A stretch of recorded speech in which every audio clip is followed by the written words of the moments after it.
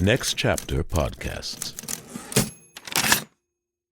Hey, Play On Podcast listeners, this is Michael Goodfriend, executive producer of the Play On Podcast, and I wanted to share a podcast that I think you'll love called The Stacks. It's a show all about books and the people who read them. The show is hosted by Tracy Thomas, a Black millennial who uses reading as a way to discuss our cultural understanding of race, gender, politics, and what it means to be alive. Tracy has interviewed an exciting range of guests, including Dr. Ibram X, Kendi, Quentin Tarantino, Samantha Irby, Sam Sanders, and many more. You can find The Stacks every Wednesday, wherever you get your podcasts. Next Chapter Podcast presents the Play On Podcast series, Romeo and Juliet. Episode 6. I'll play the housewife. For the best listening experience, be sure to use headphones or earbuds. And remember, violent delights have violent ends. Sit on a potato pan. Fast forward, how does it end? Yeah, Dustin just wants to know the end. Some potion. A cocktail. A cocktail happens. A cocktail? Ooh, spoiler alert. Yeah. Wilt thou be gone? It is not yet near day. It was the nightingale, and not the lark, that pierced the fearful hollow of thine ear. Nightly she sings on yond pomegranate tree. Believe me, love, it was the nightingale. It was the lark, the herald of the morn. No nightingale. Look, love, what envious streaks do lace the severing clouds in yonder east. Night's candles are burnt out, and sprightly day stands tiptoe on the misty mountain tops. I must be gone and live, or stay and die. Yond light is not daylight, I know it, I. It is some meteor that the sun exhales to be to thee this night a torchbearer and light thee on thy way to Mantua. Therefore stay yet, thou needest not yet be gone. Let me be ta'en. Let me be put to death. I am content. If thou wilt have it so. I'll say, yon gray is not the morning's eye, 'tis but the pale mirage of Luna's brow. And that is not the lark whose notes do cry to vaulty heavens so high above our heads. I have more care to stay than will to go. Come, death, and welcome, Juliet, whilst it's so. How is't, my soul? Let's talk. It is not day. It is. It is. Hie hence, be gone away. It is the lark that sings so out of tune, straining harsh discords and unpleasing sharps. Some say the lark sings like the running streams. Fie upon that gorge she runs twixt us. Some say her eyes are taken from the toads. I would she took their croaking voice instead, since arm from arm, that voice parts us away. Thou fleeing hunters, while I in their house stay. Oh, now be gone, more light and light it grows. More light and light, more dark and dark our woes. Madam, Nurse? your lady mother is coming to your chamber. The day is broke. Be wary, look about. And window let day in and let life out. Farewell, farewell, one kiss, and I'll descend. Art thou gone so, love, lord, I husband, friend? I must hear from thee every day in the hour, for in a minute there are many days. Oh, by this count I shall be much in age ere I again behold my Romeo. Farewell. I will omit no opportunity that may convey my greetings, love, to thee. Oh, think'st thou we shall ever meet again? I doubt it not, for all these woes shall serve for sweet discourses in our times to come. Oh, God, I have an ill-divining thought. Thou art so low, methinks I saw thy face as one dead in the bottom of a tomb. Either my eyesight fails or thou look'st pale. And trust me, love, in my eyes so do you. Dry sorrow drinks our blood. Adieu, adieu. Oh, fortune! Fortune! All men call thee fickle. If thou art fickle, he is not for thee, being so renowned for faith. Be fickle, Fortune. Then I hope thou wilt not keep him long, but send him back. Knock, knock. Why, how now, Juliet? Madam, I am not well. Evermore weeping for your cousin's death. What? Wilt thou take him from his grave with tears? E'en if thou couldst not make him live. Therefore be done. Some grief shows much of love, but much of grief displays a lack of wit. Yet let me weep for such a deep-felt loss. So shall you feel the loss, but not the friend which you weep for. Feeling so the loss, I cannot help but choose to weep the friend. Well, girl, you weep not so much for his death, but for the life the villain lives today. What villain, madam? That same villain, Romeo. God pardon him. I do with all my heart, and yet no man hath grieved my heart as him. That is because the traitor murderer lives. So far away from where my hands might reach, and none but I shall venge my cousin's death. We will have vengeance for it. Fear thou not. Then weep no more. I'll message one in Mantua, where that same banished vagabond doth live, to sneak in him in undetected file. And the rogue shall soon keep Tybalt company. And then I hope thou wilt be satisfied. Indeed, I never shall be satisfied with Romeo till I behold him. Dead is my heart, vexed so for a kinsman lost. Madam, if you could find a stealthy man to bear a poison, I would render it, that Romeo should upon receipt thereof soon sleep in quiet. Oh, how my heart abhors to hear him named and cannot go to him. Repay the love I bore my cousin upon his body that hath slaughtered him. Find thou the means, and I'll find such a man. But now I'll tell thee joyful tidings, girl. And joy comes well in such a needy time.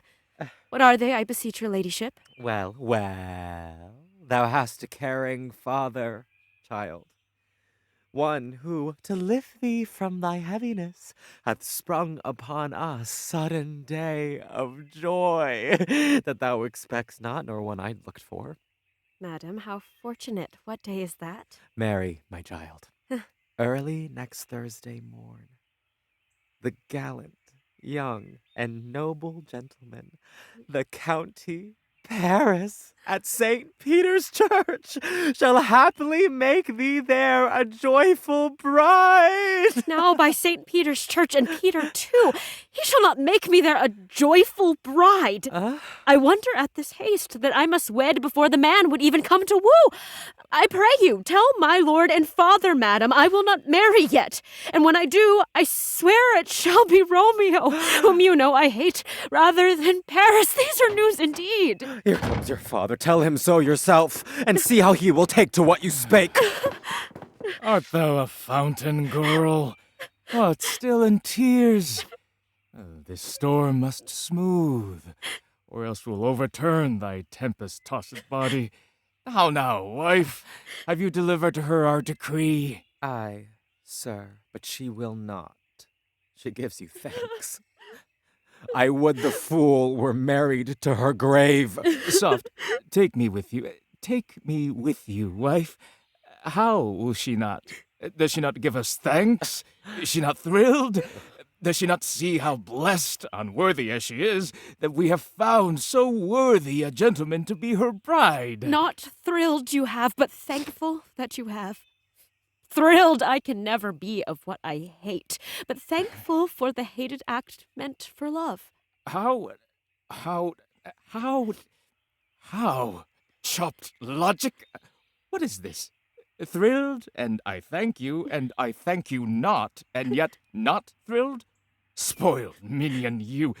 Thank me no thankings, no thrill me no thrills, but fiddle your fine bones 'gainst Thursday next to go with Paris to St. Peter's Church, or I will drag thee by your hair onto the altar. Fie! What? Are you mad? Good father, I beseech you on my knees, hear me with patience, let me speak a word. Hang thee, young strumpet, disobedient wretch! I tell thee what, get thee to church on Thursday, or never think to look me in the face. Speak not, reply not, do not answer me. My fist trembles. Oh, wife, we thought us unblessed that God had lent us but this single child. But now I see this one is one too much, and that we have a curse in having her. Disgusting harlot! God in heaven bless her. You are not right, my lord, berating so. On why, my lady Wisdom? Hold your tongue. I've spoken none wrong. Oh, God forbid me! May not one speak? Peace, you mumbling fool! You are too hot. Hang thee, it makes me mad. Day, night, hour, tide, time, work, play, alone in company, always I vexed over her match. And now I have provided a gentleman of noble parentage, of rich estates. He's young, holds inheritance, stuffed, as they say, with honorable virtues, so stacked with all a girl could wish to wed. And then to have a wretched, wailing fool, whining at her good fortune's gracious table, crying, I'll not wed, I cannot love, I am too young, I pray you pardon me. Fine! If you will not wed, I'll pardon you. Graze where you will. You shall not house with me. Look to it, think on't. I do not simply jest. Thursday is near. Lay hand on heart and think. If you be mine, I'll give you to my friend. If you be not, hang, beg, starve, die in the streets. For by my soul, I'll ne'er acknowledge thee. No, what is mine shall never be thine own. Believe me, think on't.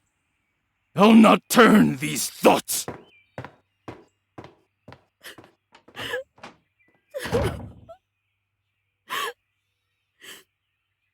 Is there no pity sitting in the clouds that sees into the bottom of my grief? Oh, sweet my mother, cast me not away. Delay this marriage for a month, a week, or if you cannot make the bridal bed in that dim monument where Tybalt lies. Talk not to me, for I'll not speak a word. Do as thou wilt, for I am done with thee. Oh, God! Oh, nurse, how shall this be prevented? My husband is on earth, my vows in heaven. How shall those vows return to be regiven unless that husband send it me from heaven by leaving earth? Comfort me, counsel me. How cruel that heaven should practice trickeries upon so soft a subject as myself. What sayest thou? Hast thou not a word of joy? Some comfort, nurse. Faith, here it is. Romeo is banished, and all the world to nothing are the chances he has of returning. Or if he does, it must be done in stealth. Then, since the case so stands as now it does, I think it best you married with the county. Oh, he's a lovely gentleman. Romeo's a dishcloth to him. An eagle, madam, has not so keen, so bright, so fair an eye as Paris hath. The devil take my heart, I think you blessed in this your second match, for it excels your first. Or, if it did not, your first is dead, or might as well be dead, for all the nothing he for you can do. Speakest thou from thy heart? And from my soul, too. Else to hell with both. Amen. What? Well, thou hast comforted me marvelous much. Go in and tell my mother I am gone, having displeased my father to Lawrence cell, to make confession and to be absolved. Marry, I will. And this is wisely done. Ancient dam. nation. Oh, most wicked fiend! Is it more sin to wish me thus a cheat, or to dispraise my lord with that same tongue which she hath praised him with above compare so many thousand times? Go, counselor! Thou and my bosom henceforth shall be twain. To the friar to know his remedy. If all else fail, I've power to die myself.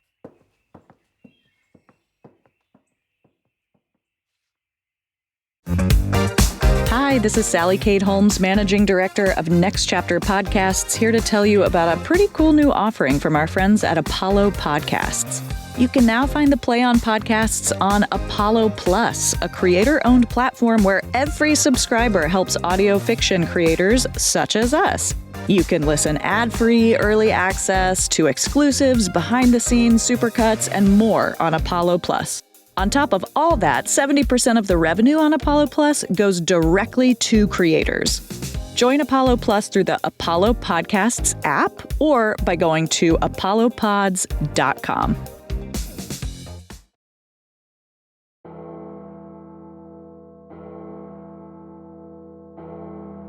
On Thursday, sir. The time is very short. My father Capulet will have it so, and I am loath to slow his haste at all. You say you do not know the lady's mind. The course is too unsmooth. I like it not. She weeps for Tybalt's death immoderately, and therefore have I little talked of love, for Venus smiles not in a house of tears. Look, sir, here comes the lady toward my cell. Happily met, my lady and my wife. That may be, sir, when I may be a wife. That may be, must be, love, on Thursday next. What must be, shall be. Honest words to speak. Come you to make confession to this father? I'd answer that if you were my confessor. Do not deny to him that you love me. I will confess to you that I love him. So will ye, I am sure, that you love me. And I am sure it will be of more worth to speak behind your back than to your face. Poor soul, thy face is much abused with tears. The tears got not much victory by that. My face was bad enough before their spite. A claim that wrongs your beauty, worse than tears.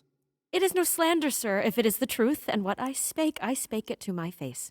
Thy face is mine, and thou hast slandered it. It may be so, for it is not mine own.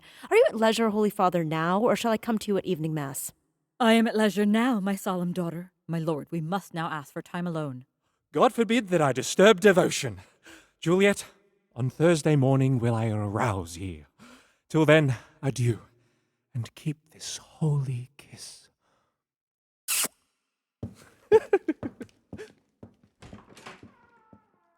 Oh, shut the door, and when thou hast done so, come weep with me. Past hope, past cure, past help. Oh, Juliet, I already know thy grief. It strains me past the compass of my wits. I hear thou must, and nothing may prolong it, on Thursday next be married to this county. Friar, tell me not that thou hast heard it, unless thou tell me how I may prevent it. If in thy wisdom thou canst give no remedy, I bid thee call my resolution wise. While I do help myself thus with this knife. Oh, God no. joined my heart and Romeo's. Thou art hands. Before this hand, sealed to my love by thee, shall sign away its honor to another, or ere my heart with treacherous revolt turn from my husband, this shall slay them both. Be not so long to speak. I long to die if what thou speakest speak not of remedy. Hold, daughter. I do see a seed of hope that doth demand an act that's as extreme as that which we would venture to prevent. If thou hast strength of will to slay thyself rather than to marry County Paris, then is it likely thou wilt undertake a thing like death to chide away this shame? It wars with death himself to escape from it, but if thou dare, I'll give thee remedy. Oh, bid me leap from battlements of towers, or walk through robbers' roads, or bid me lurk where serpents live, than make me marry Paris. Chain me in a cave with roaring bears, or hide me nightly in a pauper's vault overcovered thick with dead man's rotting bones, with reeking skin and skulls with missing jaws, or bid me go into an ancient grave and keep me with the bone-threaded clothes of old things that, to hear them told, have made me tremble, and I will do it without fear or doubt to live an unstained wife to my sweet love. Hold then. Go home. Be merry. Give consent to marry Paris. No. Wednesday is tomorrow. Tomorrow night make sure thou lie alone. Let not the nurse lie with thee in thy chamber. Take thou this vial when you're in bed. Drink this distilled elixir, and so quick through all thy veins shall run like river Styx a cold and sluggish slumber for a time. Thy pulse shall yield the drumbeats of the dead. No warmth, no breath shall testify thou livest. The roses in thy lips and cheeks shall fade to pasty ashes. Thy eyes' windows fall like death when he shuts up the day of life. Each part, deprived of supple governance, shall stiffen, stark, and cold appear like death. And in this borrowed likeness of the dead thou shalt continue 24 hours, and then awake, as from a pleasant sleep. Now, when the bridegroom in the morning comes to rouse thee from thy bed, there art thou dead. Then, as the manner of our country is, in thy best robes uncovered you shall lie. Thou shalt be laid to that same ancient vault where all the kindred of the Capulets lie. In the meantime, before thou shalt awake, shall Romeo by my letters know our plan, and hither shall he come. And he and I will watch thy waking, and that very night shall Romeo bear thee hence to Mantua, and this shall free thee from this present shame. If no inconstant whim nor womanish fear abate thy valor in the acting it. Give me, oh, tell me not of fear. Hold, get you gone, be strong and prosperous in this resolve. I'll send a friar with speed to Mantua with my letters to thy lord. Love, give me strength, and strength shall help the act. Farewell, dear father.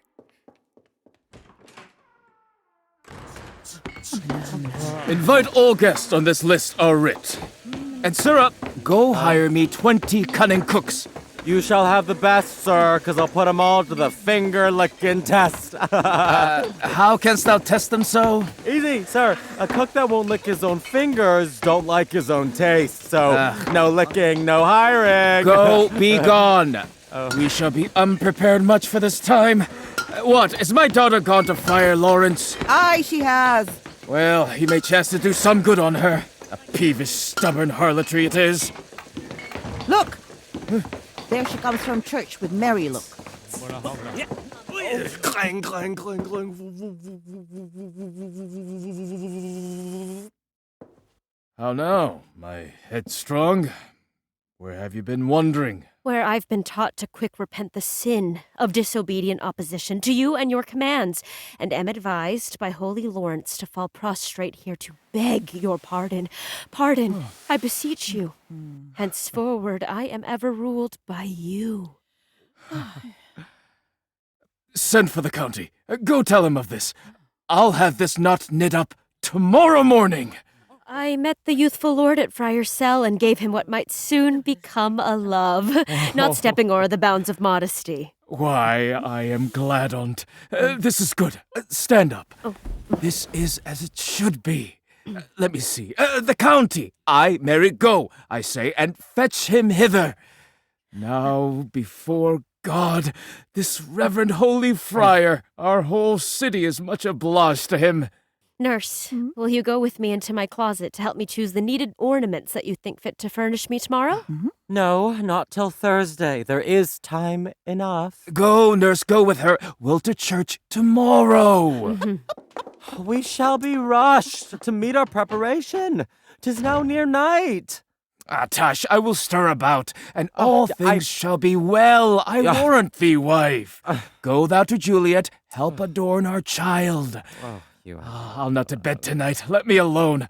I'll play the housewife for this once. What ho! They're all gone.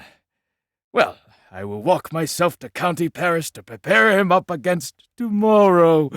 My heart is wondrous light since this same wayward girl returns from plight.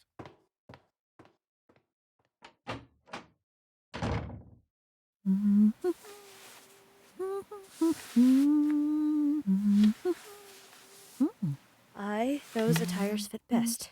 But, gentle nurse, I pray thee leave me to myself tonight. Oh. For I have need to kneel in private prayer to move the fates to smile upon my state, which, well, thou knowest, is laden full of sin.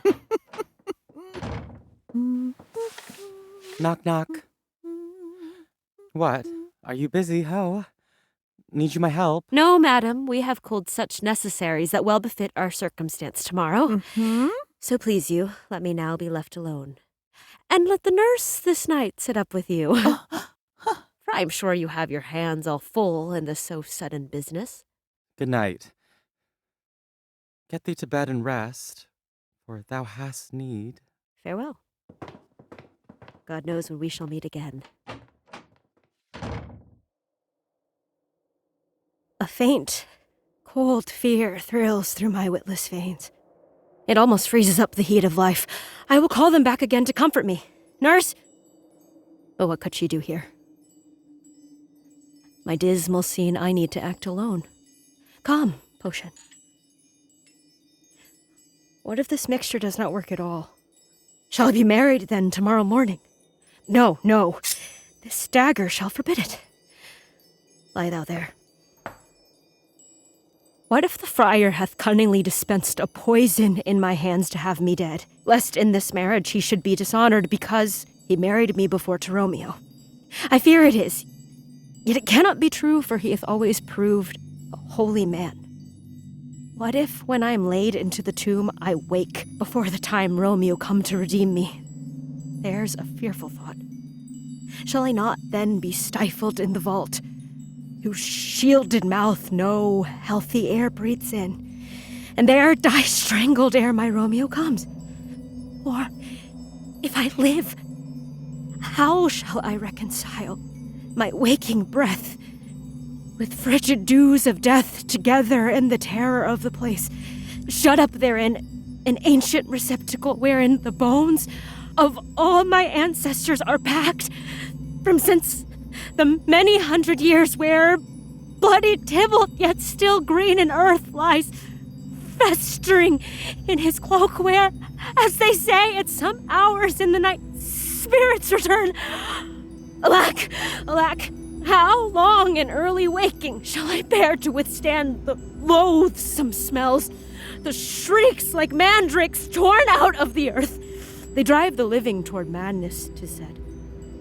Oh, if I wake, shall I not be distraught, surrounded with all these hideous fears, and madly play with my forefather's joints and pluck the mangled Tybalt from his cloak, till in this craze I find some kinsman's bones and use it to bash out my desperate brains? Oh, look! Methinks I see my cousin's ghost seeking out Romeo that did spike his body upon a rapier's point. Stay, Tybalt, stay! Romeo. Romeo. Romeo. A drink. I drink to thee.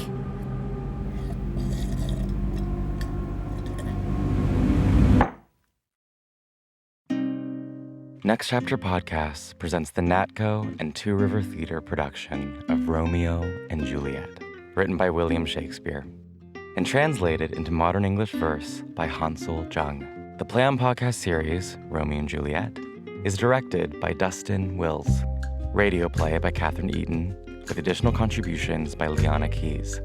The cast is as follows: Dorcas Lung as Juliet, Chris Bano as Romeo, Mia Katigbak as Nurse and Prince, Daniel Liu as Lady Capulet, Lady Montague, and Peter, Purva Betty as Friar Lawrence, Mitchell Winter as Paris, Tybalt, and Apothecary, Daisuke Tsuji as Lord Capulet and Lord Montague, Jose Gamo as Mercutio and Samson, Zion Jang as Benvolio and Balthazar. Casting by the Telsey Office, Karen Castle, CSA. Mix and sound design by Lindsay Jones. Original music composition by Brian Quijada. Additional music composition and music direction by Nigel Robinson. Sound engineering by Sadaharu Yagi. Mix engineer and dialogue editor, Larry Walsh. Podcast mastering by Greg Cortez at New Monkey Studio. Coordinating producer, Transcend Streaming, Kira Bowie and Liana Keys. Executive producer, Michael Goodfriend.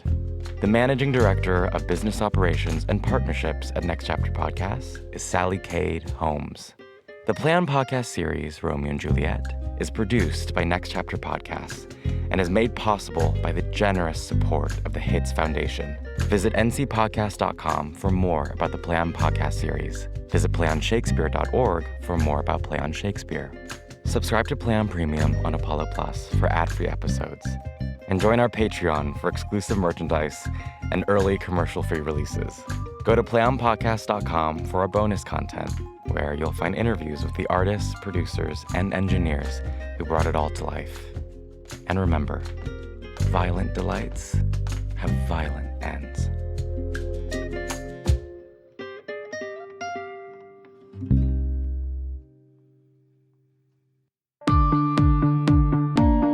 Join Play On Premium to get merch like t-shirts, hoodies, and coffee mugs, ad-free episodes, and bonus content video featuring interviews with the actors, producers, playwrights, and directors who brought it all to life. Go to ncpodcasts.com and subscribe to Play On Premium to support the art and the artists. Next Chapter Podcasts.